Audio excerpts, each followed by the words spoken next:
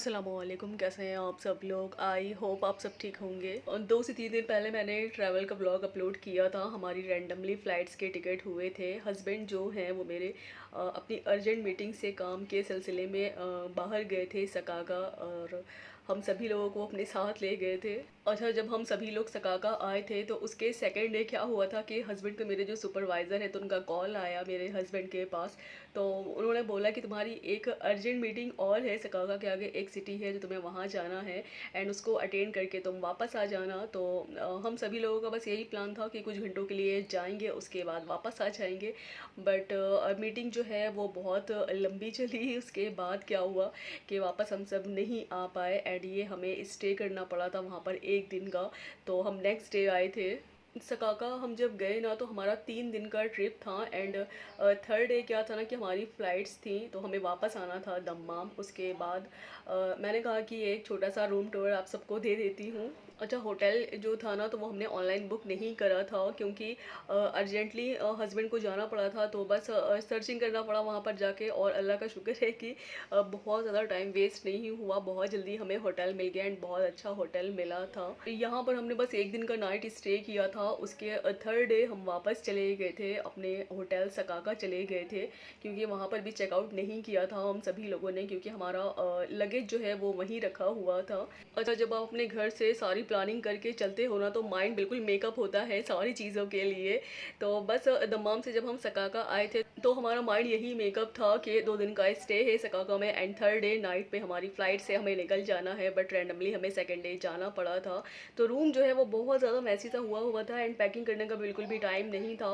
And बेटी भी थी मेरे साथ, तो वो भी बहुत ज़्यादा मुझे तंग कर रही थी। तो हस्बैंड ने कहा कि चले ठीक है, यहाँ से भी चेकआउट नहीं करते हैं एंड अभी तो कुछ घंटों की बात है, हम वापस आ जाएंगे। बट हम नहीं आ पाए थे, वहाँ पर एक दिन का स्टे करना पड़ा। जब हम थर्ड डे आए तो बस रेस्ट किया हमने, उसके बाकी तो कुछ काम ही नहीं था वहाँ पर।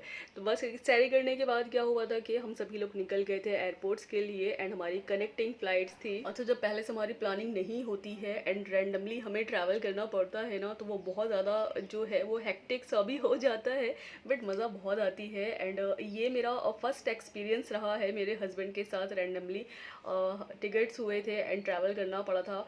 हेक्टिक था। जब मैं दमाम से आई थी सकाका तो बहुत ज़्यादा हेक्टिक था, क्योंकि बहुत कम टाइम था, बहुत सारी मुझे पैकिंग भी करनी थी। क्योंकि जब छोटे बच्चों का साथ होता है ना तो स्पेशली छोटे बच्चों की सारी चीज़ें याद कर करके रखनी पड़ती है। मेरा क्या है कि मैं कुछ भी भूल जाऊँ मुझे वो चलेगा, बट बेटी का क्या होता है ना कि बस मेरा माइंड में यही होता है कि उसका मैं कुछ भी नहीं भूलूँ। स्पेशली जो उसकी मेडिसिन होती है ना तो मैं ज़रूर कैरी करके चलती हूँ अगर मैं ट्रैवल कर रही हूँ। अच्छा, हमारी कनेक्टिंग फ़्लाइट थी एंड सकाका से रियाद की फ़्लाइट थी। सैरी करने के बाद बस हम सभी लोग एयरपोर्ट के लिए निकल गए थे एंड हमारी आई थिंक 7 बजे की फ़्लाइट थी। तो बस फर्स्ट फ़्लाइट हमारी यही थी रियाद तक की। उसके बाद कनेक्टिंग फ़्लाइट थी रियाद से दम्माम की एंड बिल्कुल भी वेटिंग नहीं थी। अच्छी बात मेरे लिए यही थी कि वेटिंग नहीं थी। एंड जब दम्माम से हम लोग सकाका आए थे तो बहुत ज़्यादा लंबी वेटिंग थी उसमें, क्योंकि अर्जेंटली टिकट्स हुए थे तो वेटिंग बहुत ज़्यादा थी। बस रात भर हम नहीं सोए थे क्योंकि सैरी करने के बाद हमें निकलना था एयरपोर्ट के लिए, क्योंकि टाइमली हमें पहुंचना था। एंड मेरे हस्बैंड का क्या होता है ना कि उन्हें टाइम से पहले जो है ना वो हर जगह जाना होता है, अगर कहीं भी जाना है उन्हें। ये उनकी बहुत अच्छी आदत है, मतलब बिल्कुल भी लेट नहीं करते हैं। एंड मुझे जो है ना वो स्पेशली बहुत स्ट्रिक्टली होकर बोल देते हैं कि लेट बिल्कुल भी नहीं करना है। अगर किसी ने इनवाइट भी किया है या हमें ट्रैवल करना है या कुछ भी है ना तो उन्हें टाइम से पहले ही पहुंचना है। अच्छा, आज एक एक्सपीरियंस और शेयर करना चाहती हूँ आपके साथ। मैं इतने साल से ट्रैवल कर रही हूँ सऊदी अरेबिया में, मतलब 10 ईयर से मैं रह रही हूँ। इंडिया आती हूँ जाती हूँ, बट फर्स्ट टाइम मेरे साथ ऐसा था कि टर्बुलेंस जो होता है ना फ़्लाइट्स में, तो मैंने वो फेस करा। एंड पहली दफ़ा ऐसा था, मुझे इतना ज़्यादा डर लग रहा था। ये आप देख सकते हो इस तरह से टर्बुलेंस हो रहा था फ़्लाइट में। कभी इस तरह से ऐसा नहीं हुआ है, फ़र्स्ट टाइम इस तरह से ये एक्सपीरियंस था। तो बस मुझे इतना ज़्यादा डर लग रहा था। और मेरा बस क्या था ना कि सांस खैरियत से सही सलामत जो है वो हम लोग दमाम एयरपोर्ट पहुँच जाए, अपने घर पहुँच जाएँ। और ये फर्स्ट फ़्लाइट थी रियाद तक की एंड सेकंड फ़्लाइट से जो है अभी ट्रैवल करना था, तो मुझे इतना ज़्यादा डर लग रहा था। तो बस मेरे ज़ुबान पर जो है ना जो भी दुआ आ रही थी मैं पढ़ रही थी उसको और इस्तग़फ़ार कर रही थी। मैंने बहुत दुआएं मांगी कि साथ खैरियत से जो है ना वो हम लोग अपने घर पहुंच जाएं।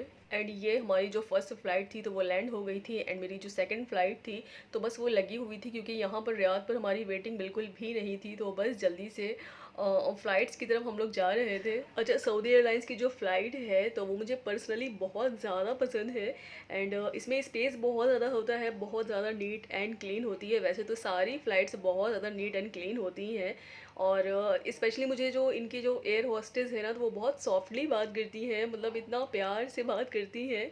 तो मुझे जो है ना पर्सनली बहुत ज़्यादा ये फ़्लाइट पसंद है।